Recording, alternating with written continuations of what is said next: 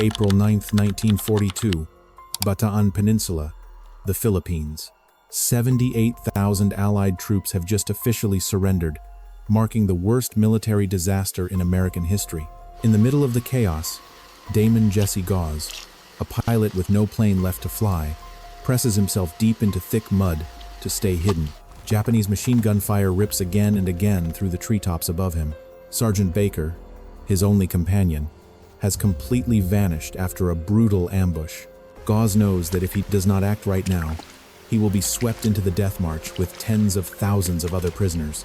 His only goal is to cross 3 miles of shark-filled water and reach the fortress of Corregidor. One wrong breath is all it would take for an enemy searchlight to stop on him and wipe out every last hope. The tension turns almost unbearable as Gause crawls toward a Japanese guard who is busy digging through captured supplies. He needs the knife at the man's side to carve out a path to survive. He has only 15 seconds to move before the next patrol returns to this spot. Gause suddenly lunges forward, locks his arm around the guard's neck from behind, and feels the man's heartbeat fade under the crushing pressure. The instant the knife slips free from its sheath, the sharp crack of a dry branch snaps right behind his back. Is it another survivor trying to escape, or the barrel of an execution squad already locked on target? Will this desperate escape plan become the beginning of an unbelievable feat, or end with an unnamed body lying on the shores of Bataan? May 1942. Fortress Corregidor, the last defensive stronghold in Manila Bay, officially falls. The defense system, once called the Gibraltar of the East, collapses under the weight of thousands of tons of artillery fire. Before that, more than 76,000 troops at Bataan had already been captured and forced into a death march stretching 65 miles. Nearly 10,000 of them fell from hunger, thirst, and bayonet wounds. The Japanese military did not just set up harsh prison camps. It turned the entire Philippine Islands into a sealed surveillance network. Every attempt to escape alone through the jungle was crushed by dense checkpoint lines. The enemy now holds total control. Security across the surrounding waters tightens under Zero squadrons flying constant patrols from dawn to dusk. Any boat not flying a Japanese flag is shot on sight. Gause sees this with his own eyes when a fighter plane rakes his small boat with machine gun fire, killing his companion Alberto Aranzazo in his arms. He then spends 12 straight hours swimming through twisting ocean currents before finally reaching the coast of Luzon. There, the control is even more terrifying. Japanese soldiers kick every body on the beach to check for signs of life. Gause has to hold his breath and play dead under the full force of those blows. He survives the first layer of security through sheer cold resolve. Inside that tightening trap, Damon Jesse Gause begins building his own underground support network. He reconnects with Rita Garcia, the woman whose life he once saved during the bombing of Manila on New Year's Eve, 1941. Rita's family hides him in secret shelters and helps him recover after 12 hours of fighting the sea. Disguised as a Spaniard, Gause slips into occupied Manila and even drinks with Japanese officers while studying the rhythm of their patrols. But the pressure keeps rising as Japanese forces begin carrying out routine house searches. The window to stay hidden is starting to close. Gause knows he needs a partner and a vessel big enough to move. His path through hiding eventually takes him to Mindoro, where he meets the most important variable of all, Captain William Lloyd Osborne. Osborne is a battle-hardened infantry officer who led Filipino troops until the final moments before slipping deep into the jungle. One pilot and one infantry officer begin calculating a number that sounds impossible: 3,200 miles to Australia. They have no charts, no navigation equipment, and they are trapped in waters fully controlled by Japan. Enemy reconnaissance units are hunting every surviving American officer left on the islands. With each passing day, any hope of escaping the Philippines grows weaker. Their only chance appears in the form of wreckage. A wooden fishing boat about 22 feet long lies abandoned on the beach. It leaks from every side, its old diesel engine is broken, and its sail is nothing more than shredded rags. The Japanese ignored it because they believed it could never run again. Gause and Osborne name it Ruth Lee by combining the names of their wives. To repair it, they have to work in the dark belly of the boat and hold their breath whenever patrol aircraft thunder overhead. They have no fuel and no stored fresh water. Ruth Lee looks more like a wooden coffin than an escape vessel, but in Gauze's eyes, this is the weak point in the enemy's control system. While gathering scrap to reinforce the hull, Gause takes an incredibly reckless step. On a stormy night, He and Osborne break into a Japanese guarded lighthouse to steal fuel. After overpowering the sentry, they seize 55 gallons of precious kerosene. But the most important detail is not the fuel. Among the Japanese supplies, Gauze finds a fresh Japanese flag. That becomes the key to entering the enemy system without being detected. A bold disguise plan begins to take shape. They will turn Ruth Lee into a local fishing boat that appears loyal to Japan. The plan is now racing toward a point of no return. The diesel engine has just coughed out its first sounds after being secretly rebuilt by a patient at the leper colony on Bugsanga. They now have 55 gallons of kerosene, a Japanese flag, and a will that cannot be broken. But the Japanese have just imposed a new curfew across the entire region, ordering every vessel to report its position after 6 in the evening. The clock is counting down. Will a Japanese flag be enough to fool patrol warships across a 3,200-mile voyage? And what unknown variable is waiting for them at the next lighthouse when their fresh water runs out? August 20th, 1942, Lubang Island, the Philippines. Gauze and Osborne shove the Ruth Lee off the sand under a blanket of heavy darkness. The diesel engine spits out a stream of thick black smoke, then settles into a steady rhythm. Osborne holds his breath as he watches the oil pressure. Gauze grips the helm, his eyes locked on the darkness ahead. They have no military charts and no proper marine compass. Their only navigation tool is a map of Oceania, torn from an issue of National Geographic. The 22-foot wooden boat cuts into the South China Sea. Their first goal is clear: get beyond the detection zone of the Japanese garrisons before dawn breaks. The mechanical strain starts grinding down their patience from the very first night. The old diesel engine keeps dying because of debris in the fuel tank. Osborne has to lie flat beneath the narrow deck, using his bare hands on burning hot metal to clear the lines. At the same time, seawater keeps leaking through the cracks in the rotting wooden hull. Osborne has to keep switching between repairing the engine and bailing water with small buckets. Every 15 minutes, he has to dump the water over the side to keep Ruth Lee from going under. Blisters begin swelling across his hands. His skin burns from salt water and kerosene. There is no rest. Their entire survival system is already running at its lowest limit. By the second week, nature delivers a direct hit. A violent tropical storm slams into them and rages for 5 straight days and nights. Waves as high as a 2-story building keep smashing into the side of the boat. Then a sharp crack cuts through the roar of the wind. The main mast snaps in half. The wooden rudder is ripped away by the sea. Ruth Lee is now nothing but a piece of drifting wood in the heart of the storm. Gauze and Osborne have to tie themselves to the hull with rope to keep from being thrown into the water. Everything below deck is soaked. Their fresh water supply turns brackish. Now they are staring at the risk of dying from thirst in the middle of the open ocean. In the middle of that despair, the survival instincts of a pilot and an infantry officer take over. When the storm finally breaks, Gauze uses a dagger to carve a small tree trunk he recovered on an island into a makeshift mast. Osborne shapes a new rudder from what is left of the deck planks. Their food supply runs so low that they are forced into a reckless move. Hunting sharks. They bend a length of steel wire into a hook, catch a small shark, eat the meat, and pull moisture from the raw flesh to stay alive. Their lips split open. Their skin burns so badly under the 104-degree equatorial heat that it starts to bleed. Time is no longer measured in days. It is measured in each bucket of water they throw back into the sea. Their progress brings them near Culion Island, home to the Bugsanga leper colony. It is a dangerous variable, but a necessary one. Osborne warns that the Japanese usually stay away from the place out of fear of infection. They come ashore under a cloud of suspicion. There, they meet an American patient who had once been a marine engineer before disease overtook him.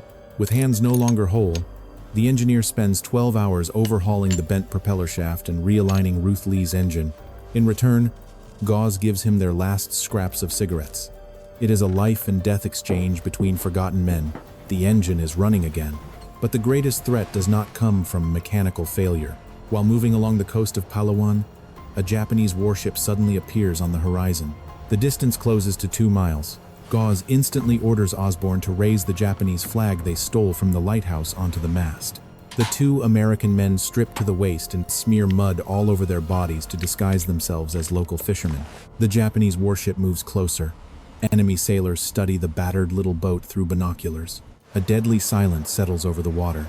Will this crude disguise be enough to fool the eyes of an experienced coastal patrol? The Japanese warship finally begins to turn away, and the waves from its giant propellers nearly flip the tiny RUTH upside down. They have just survived another near-death moment. But the relief does not last. Gauze notices that their bearing is starting to drift. The National Geographic map has been soaked by seawater and is beginning to rot away. Important place names are disappearing. Ahead lies the deadly Timor Sea, where the danger comes not only from the Japanese but also from unmarked reefs. Can they still find their way to Australia when their only chart is falling apart in their hands? And what happens if the Japanese flag suddenly turns them into a target for Allied aircraft patrolling the southern waters? September 1942. 20 days after leaving Lubang, the RUTH is drifting through the Celebes Sea in a state of severe exhaustion and critical shortage. The equatorial sun has heated the wooden deck to more than 104 degrees, turning the narrow hull into a giant oven. The skin on Gauze and Osborne begins to blister and peel away in large sheets from second-degree burns and the constant bite of salt. With no proper containers for fresh water, they have to rely completely on sudden rain showers or coconut milk gathered from deserted islands. When the rain clouds do not come, they are forced to chew raw fish just to pull moisture from the flesh and stay alive. Their only technical support now is the 55 gallons of kerosene taken from the Japanese lighthouse, but it is shrinking with every mile. The diesel engine runs unevenly, constantly coughing out black smoke that exposes the boat in the open sea. Their only National Geographic map has rotted from the salt air, turning the task of spotting hidden coral reefs into a deadly game of chance. Osborne has to alternate between stuffing rags into cracks in the wooden hull and bailing non-stop with a steel helmet to keep RUTH from sinking. Every movement carries the risk of being picked up by enemy radar or visual patrols. Japanese control begins reacting hard to the disappearance of the two American officers. Mitsubishi Zero squadrons from bases in Palawan and Mindoro start expanding their reconnaissance across the southern waters. They fly so low that Gauze can clearly see the numbers on the enemy planes.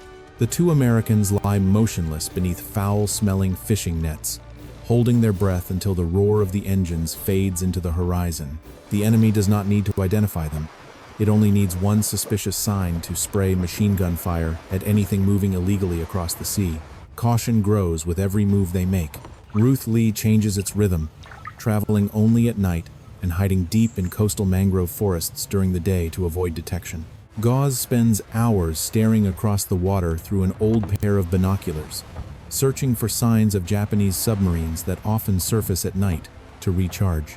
Their entire living space has now shrunk to the 22 feet of that shattered wooden boat. Every strange sound from the mangroves or every hard slap of water against the hull instantly throws them into combat readiness, their hands tightening around a dagger and the last pistol they still have. Then one sudden moment brings everything to a halt in the Makassar Strait. A dry metallic click comes from the engine room, followed by a deadly silence. The overheated diesel engine has completely seized. White smoke pours out of the cramped lower deck. RUTH loses momentum and starts spinning with the current. Now they are drifting without control, unable to steer, in the very waters where Japanese patrol boats are most active. 1 hour passes in suffocating silence. The only sound is the faint clink of metal below deck as Osborne tries to make repairs in the dark. Doubt begins to creep in when they realize the Japanese flag on the mast may be a double-edged weapon. If they run into a professional coastal patrol, the mud smeared across their skin and their disguise will not be enough to hide that they are American. Gauze looks at Osborne, exhausted beside a pile of rusted machinery, and realizes that trust is the only thing still keeping them upright. The silence between them grows longer after the trouble involving Colonel Wells. The secret of their escape may already have leaked from the islands they passed through, turning them into hunted targets across the waters of Southeast Asia. A troubling sign appears near the end of September. The sound of long-range artillery echoes from the south. That is the Timor Sea, where Australia's Sparrow Force is trapped in a brutal guerrilla war.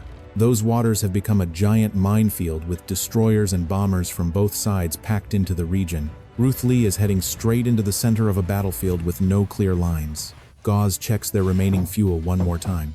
They have only enough for 12 more hours of continuous engine power before they have to rely completely on their torn sails. October 10th, 1942. 50 days adrift have now passed. Gauze stands at the bow and catches the smell of land on the wind, but that hope is crushed at once when a black dot appears in the sky behind them. It is not a seabird, it is a Mitsubishi Zero dropping lower, locking on, and diving straight at the RUTH Lee with ripping speed. The distance is now less than a mile. The end of their 3,200-mile journey is taking shape in the form of 20mm machine guns. Will the Japanese flag still be enough to protect them now that the enemy fighter has already opened fire on their defenseless wooden boat? And when flames begin rising across the deck of RUTH Lee in the Timor Sea, can Gauze and Osborne still survive long enough to reach the coast of Australia, now only a few miles away? October 10th, 1942. The Timor Sea, the last boundary between occupation and freedom. By now, RUTH Lee is nothing more than a rotting shell, worn down after a journey of 3,100 miles. Gauze stands at the bow, his eyes bloodshot from sleeplessness and salt, locked on the horizon. He can smell the wind changing. It no longer carries the damp rot of the Philippine mangroves. Now it carries the dry heat of the Australian continent. Every mile south feels like another pounding heartbeat. They are close to the finish, but this is also where Japan's pursuit system has concentrated its strongest firepower to block any breach of the Malay barrier. The breakthrough begins the moment Gauze sees a faint strip appear to the south. Australia. The certainty of deliverance surges through him. He signals to Osborne. The two men look at each other without a word, but in their eyes hope explodes after 159 days on the run. Gauze then makes a move that is symbolic and dangerously reckless. He lowers the Japanese flag, the disguise that protected them for 2 months, and raises the American flag he has guarded like a treasure since Corregidor. It is a declaration of identity over their shattered boat, a direct challenge thrown in the face of the enemy. But the price of that pride comes instantly. The roar of an engine tears through the silence of the ocean. A Japanese Mitsubishi Zero suddenly dives out of the clouds, locking onto the stars and stripes whipping above them. Bursts of 20mm machine gun fire begin ripping across the water toward RUTH Lee. Metal slams into wood with a hard, brutal crack. One round grazes Osborne's shoulder, and blood soaks through his worn shirt. The boat shudders violently under the force of the attack. Its 2-inch wooden hull is punched through like paper, and seawater starts blasting into the hold through dozens of fresh bullet holes. Then the crisis explodes again when a column of black smoke rises from the engine room. The Zero's gunfire has hit the kerosene tank, and flames spread fast across the dry deck. RUTH Lee is now sinking and burning at the same time. The pace turns savage as Gauze and Osborne are thrown into a two-front fight for survival. Osborne holds his breath and bails frantically with a steel helmet to save the boat, while Gauze uses soaked blankets to beat down the fire on deck. Every time the Zero circles back for another strafing run, they flatten themselves against the boards and feel the heat of bullets screaming past their ears. This is chaos at its peak, where the line between life and death is measured in inches of rotten wood. Retreat is not an option. They can only push forward. Gauze shouts into the wind, ordering Osborne to use anything he can to plug the holes.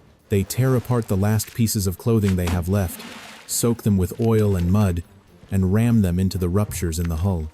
Their hands burn from fire and salt, but neither man stops. After running low on ammunition, the Zero makes one last low pass like a final salute from death itself, then disappears back toward its base in Timor. RUTH Lee is now little more than a smoke-stained frame rocking on the water, but the fire is out. They are still alive, yet the boat is still slowly going down. What follows the climax is a terrifying silence. The diesel engine is completely dead. Gauze and Osborne collapse onto the deck, utterly spent beneath the blistering sun. They have no fresh water left, no food left, and the boat is fading beneath them. For the next 48 hours, they drift without control, and every second feels like an hour. Their bodies begin slipping into hallucinations from severe dehydration. Gauze stares at his own hands, the skin peeling away in large strips, but his mind stays fixed on the image of Australia just ahead. Then a deeply personal moment rises out of the delirium. Gauze sees Osborne struggling to lift himself for one final round of bailing. The two men, once strangers who met in the jungles of Mindoro, are now bound together by a fate that cannot be broken. Gauze crawls closer and takes Osborne's hand. One hard grip says everything that words no longer can. They have crossed 3,200 miles together, through storms, betrayal, and enemy fire. If they are going to die, they will die together as soldiers who never surrendered. October 11th, 1942, a black dot appears to the south. This time it is not a Zero. It is an Australian Navy patrol vessel.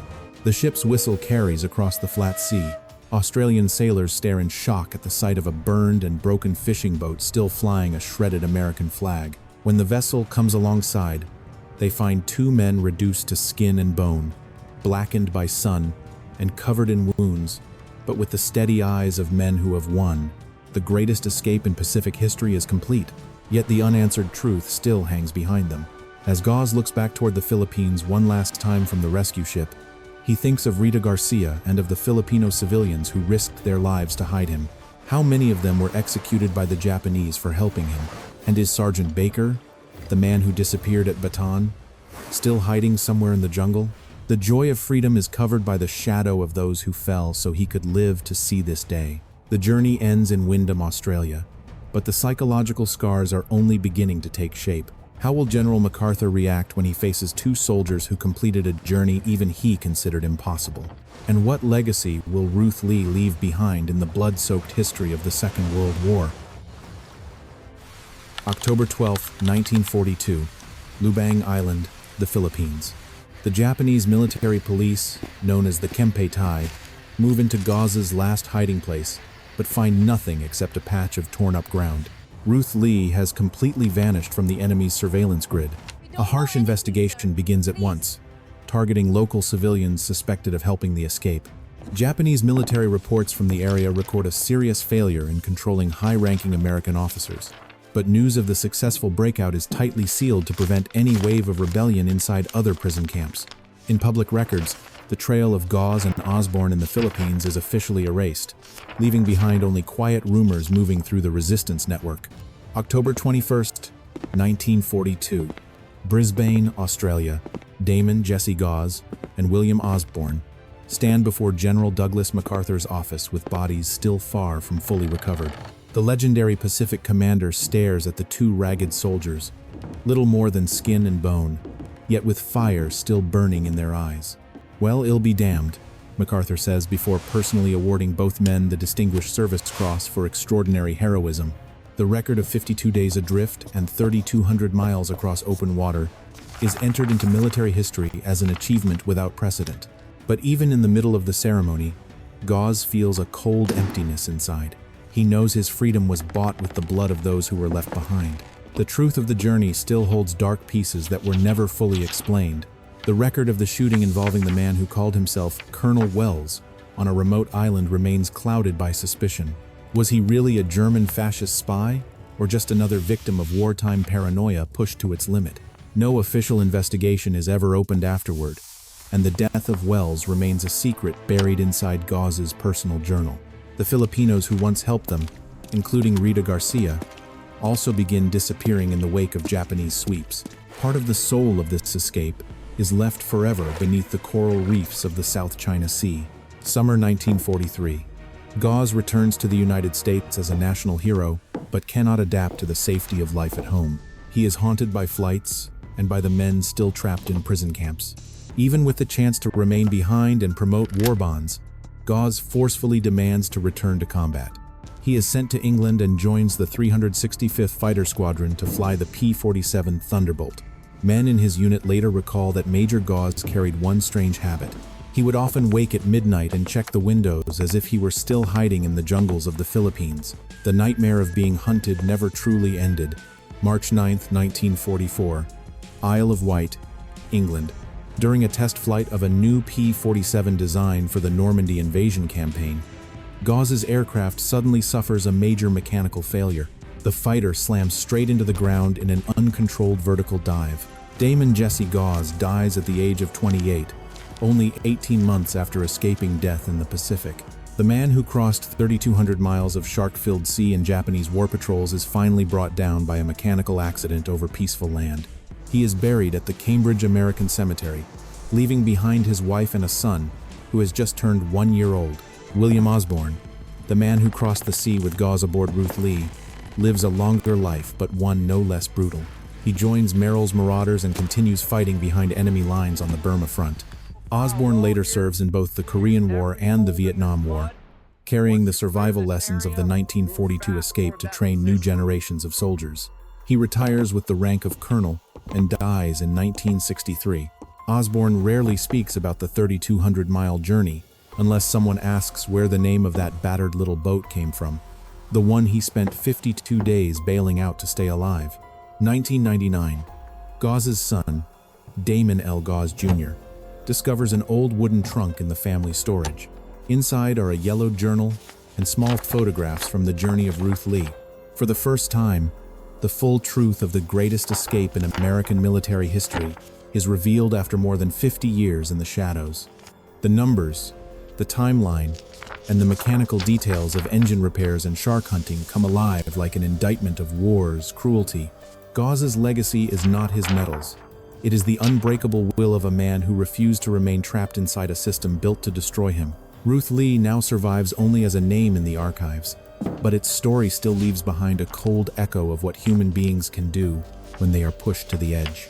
Japan's control system collapsed long ago. The borders of Southeast Asia have changed, but the marks of that sea crossing remain carved deep into military history. Gauze escaped Bataan. He escaped Corregidor. He escaped the Pacific. But in the end, he still became part of a wartime timeline that never stopped moving.